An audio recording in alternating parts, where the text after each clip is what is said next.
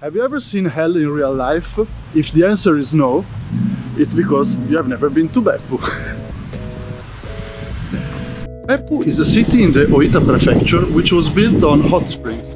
This means that steam comes out of everywhere in the city. From every chimney, from every manhole, they cook on steam, they have plenty of onsens, of spa treatments, they even have a museum dedicated to onsens, but the main attraction of the city are the Hells of Beppu. The Hells of Beppu is a series of 7 hot springs, each of them characterized with a different color and shape. We start from Umi Jigoku, which means sea hell, due to its very bright cobalt blue waters.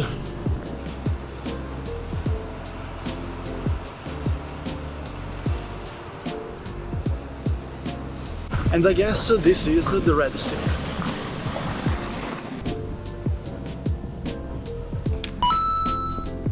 It's now time for Onishi Bozu Jingoku, which is a very hot grey mud that creates bubbles that resemble shaved heads.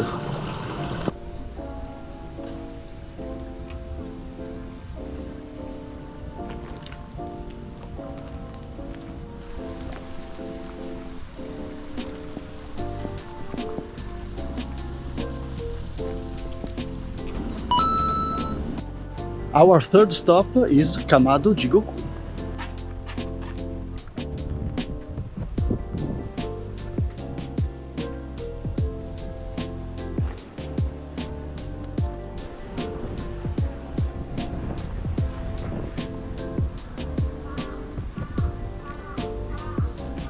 In this place they also cook the food itself on the steam from the onsen.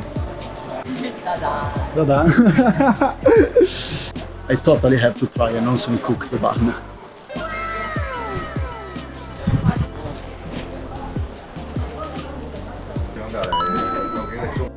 It's now time for Oniyama Jingoku, the hot spring of crocodiles.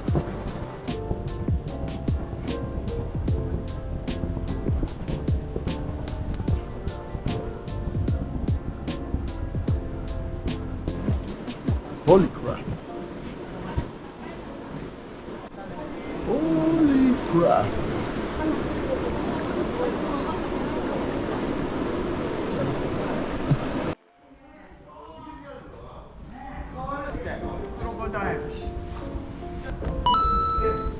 It's now time for Shiraike Jigoku, which is the white pond hell, even though it's not really white.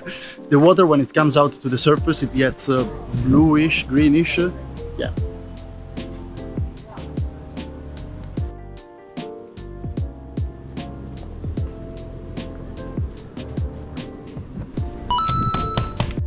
The first 5 hells were all in the same neighborhood. Now the 2 remaining are 3 kilometers far from the previous one, so we better enjoy this walk in the countryside of Beppu.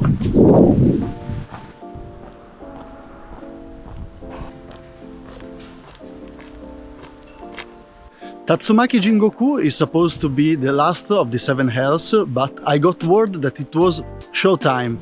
I didn't know what to expect, but I rushed to reach it and wow! Just wow! Tatsumaki Jingoku means geyser.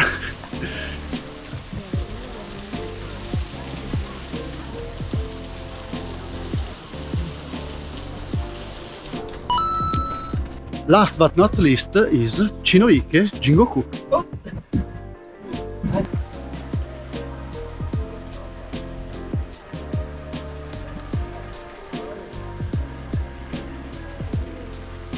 Chinoike Jigoku means blood pond hell, and its red color is due to the clay that it's contained in the soil. Our challenge at the 7 hells was completed, but the fun in the city was not over yet. While walking around in the city, it's impossible not to be fascinated by this steampunk atmosphere, which is totally unique and like something that I've never experienced anywhere else in my life. The area of Kannawa in particular is dedicated to onsens and other sort of spa facilities.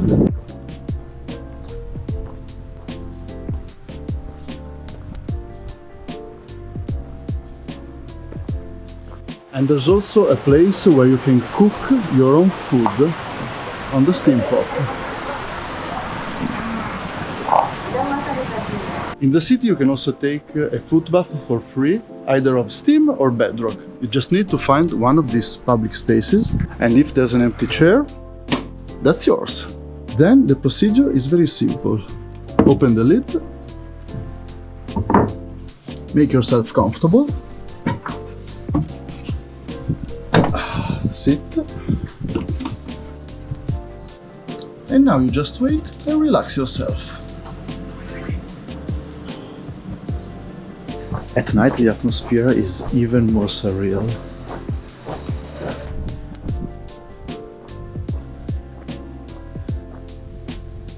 As the last activity for the day, we're going to a typical onsen.